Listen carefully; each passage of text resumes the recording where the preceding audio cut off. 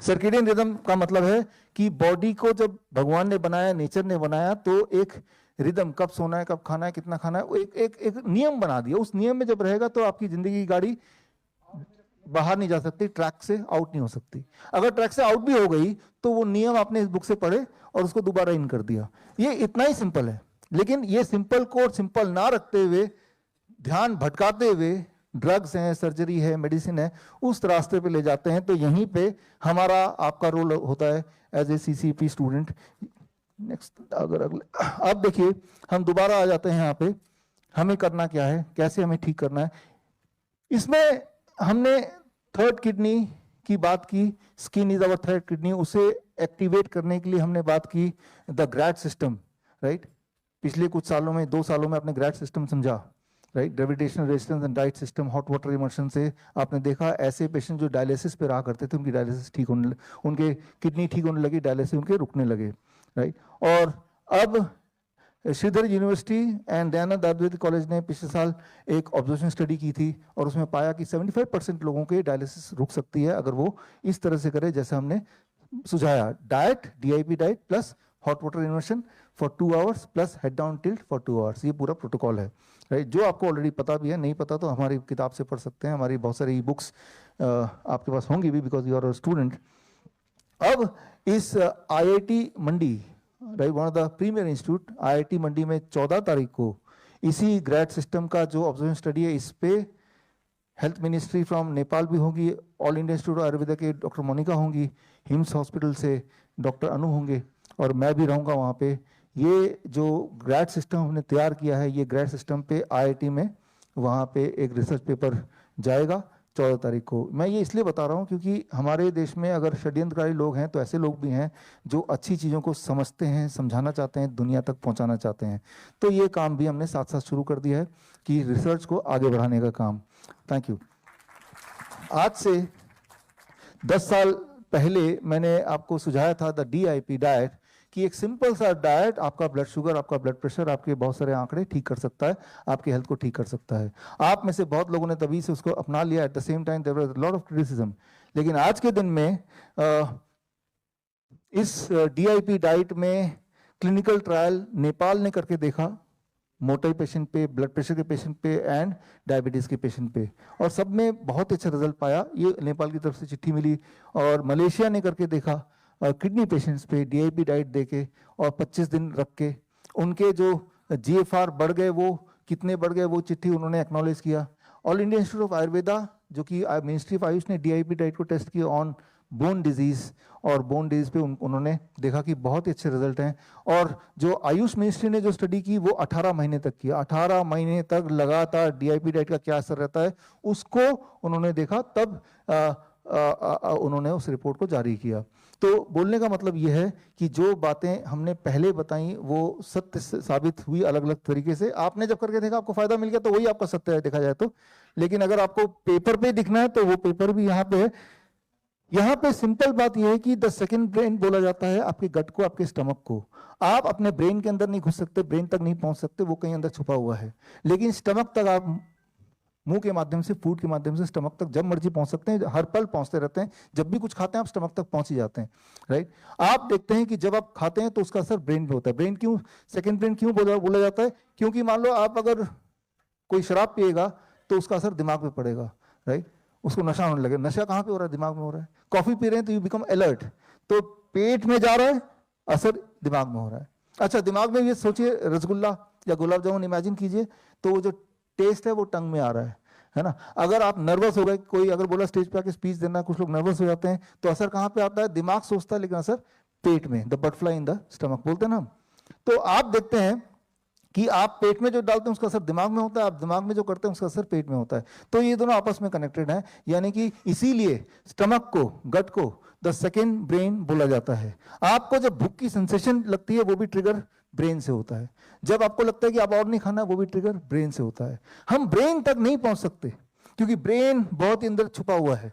हम स्टमक में पहुंच सकते हैं थ्रू द फूड, और स्टमक में पहुंच के हम अपने ब्रेन में जो भी बदलाव करना चाहते हैं, जो भी हार्मोनल चेंजेस हम चाहते हैं, वो हो सकता है that is what is called DIP diet. DIP diet से हमने यही अचीव करने की कोशिश किया, हमने अपने सेकंड ब्रेन को यूज किया, यानी कि हमने अपने स्टमक को यूज किया as a tool, as a हथियार। तो हथियार है हमारे पास भगवान का बनाया हुआ सेकंड ब्रेन, हथियार है हमारे पास भगवान का बनाया the third skin and the second heart. अब हम बात करते हैं सेकंड हार्ट का। ये इंटरेस्टिंग टॉपिक है आज का, हमारे सेकंड हार्ट कैसे काम करता है और इसको यूज करके आप कोई भी बॉडी के बहुत सारे प्रॉब्लम्स को आसानी से सॉल्व कर सकते हैं, ऐसे प्रॉब्लम्स जिनके सॉल्यूशन आज से पहले हम अब तक नहीं पहुंचा पा रहे थे। आज हम उन प्रॉब्लम की बात करेंगे जो चीजें आज तक सॉल्व नहीं कर पा रहे थे, उनकी बात करेंगे। उसके लिए एक उदाहरण मैं आपको दे रहा हूं, इसको समझाने के लिए, द सेकेंड हार्ट को अंडरस्टैंड करने के लिए।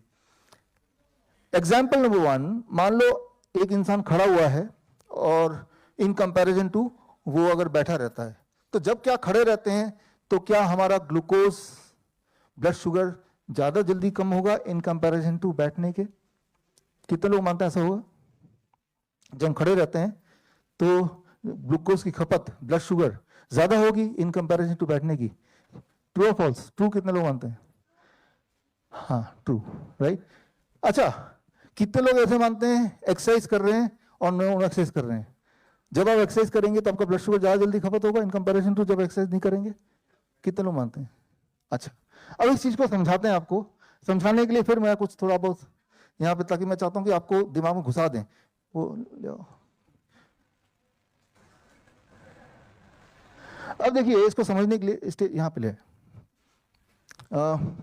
ये चिप्स का पैकेट रखा हुआ है, ये आगे ले आओ, ये एप्पल और केला रखा हुआ है, और ये मान लो एक चॉकलेट का पैकेट इधर रखा हुआ है, ठीक है ना? ठीक है, ले जाओ बाकी। अब एक बच्चा है, बच्चे को आप ये खिलाना चाहते हैं केला और एप्पल, और बच्चा कब खाएगा? जब वो भूख लगेगी। तो बच्चे को भूख लगाने के लिए बच्चे की खूब एक्सरसाइज कराते हैं, यहाँ पे खड़े होके खिलाते हैं, एक्सरसाइज कराते हैं, भगाते हैं खूब, कि जब वो भूख लगेगी तो अपने आप ही दौड़ के खाएगा, ऐसे ना? तो अब उसको भूख लग गई, लेकिन जब बच्चे को भूख लग गई तो उसके सामने 3 चीज दिख रहे हैं, चॉकलेट भी दिख रहा है, केला भी दिख रहा है, वो चिप्स भी दिख रहा है। अब उसके पास चांसेस ये हैं कि बच्चे के ऊपर निर्भर करता है, इधर जाएगा ये खा लेगा तब भी भूख मिट गई ना उसकी, है ना? लेकिन आप तो सोच रहे भूख इधर जाएगा ये भी खा लेगा, या हो सकता है इधर जाए ये भी खा ले, हो सकता है थोड़ा थोड़ा तीनों चीज खाए, राइट? तो भूख लगना is not directly proportionate to eating banana, जब तक कि बाकी 2 ऑप्शन भी हैं उसके पास। अगर आप चाहते हैं कि यही वाला वो खाए तो आपको ये करना पड़ेगा, ये चॉकलेट को छुपा देना पड़ेगा और उधर चिप्स को भी हटा देना पड़ेगा।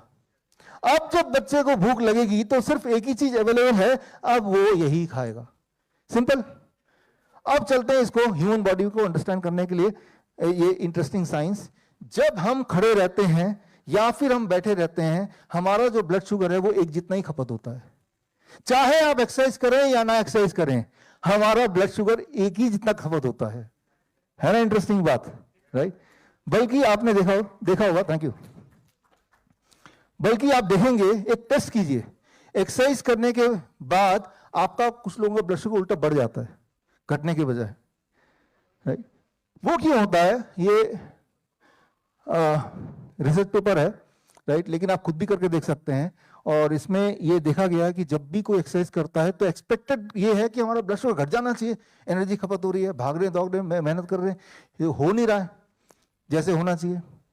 कारण क्या है? कारण वही है जो बच्चे वाला एग्जाम्पल मैंने आपको समझाया, और उसको मैं आपको मेडिकली थोड़ा समझा देता हूं।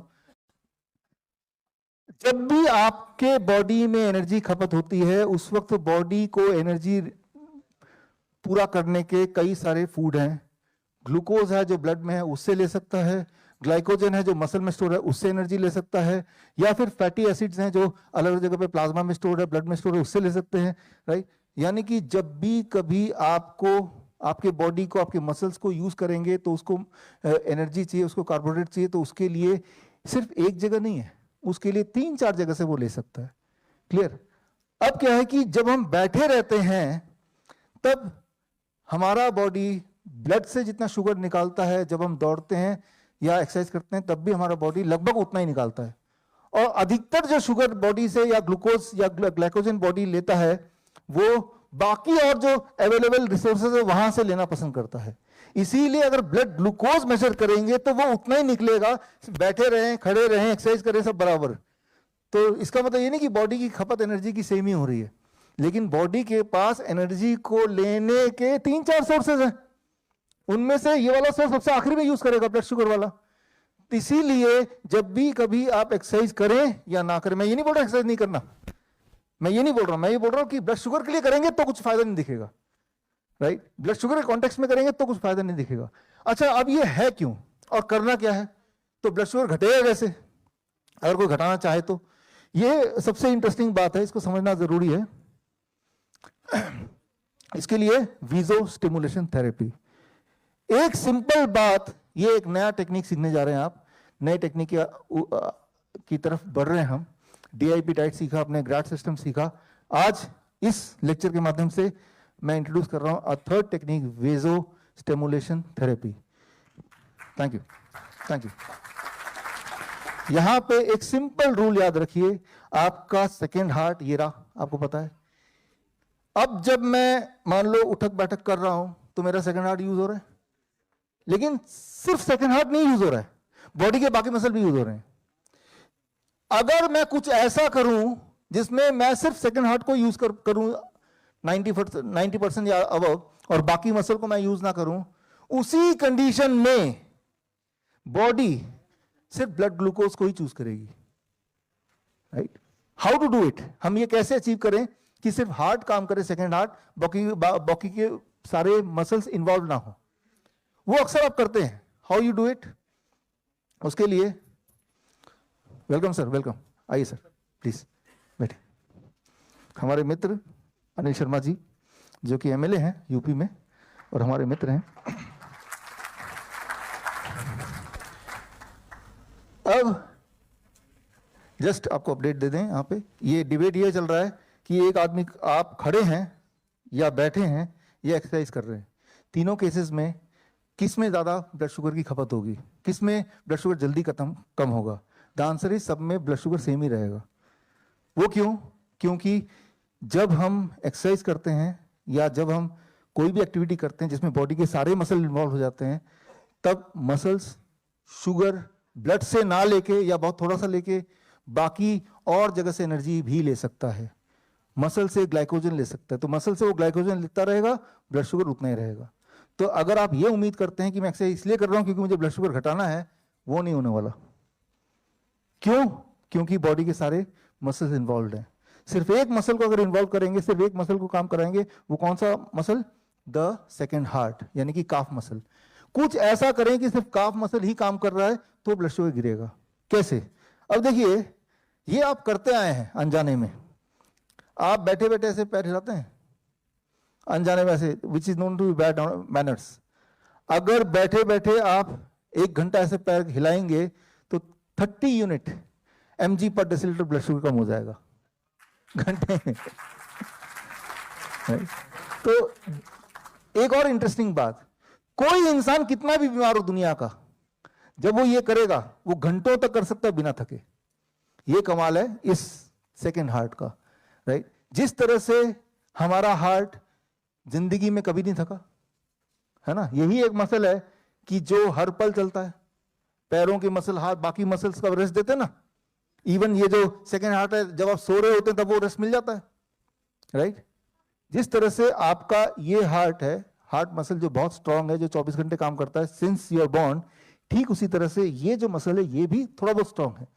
इसमें कितने भी देर तक आप करते रहेंगे, पूरा दिन निकल जाएगा, रात निकल जाएगी, आप थकेंगे ही नहीं, पता ही नहीं चलेगा, राइट? तो जब हम ऐसे करते हैं तो ये गुड बैड मैनर नहीं है, इट इज गुड मैनर। तो ऐसे करने से इसे बोलते हैं leg fidgeting. So leg fidgeting causes lowering of the blood sugar.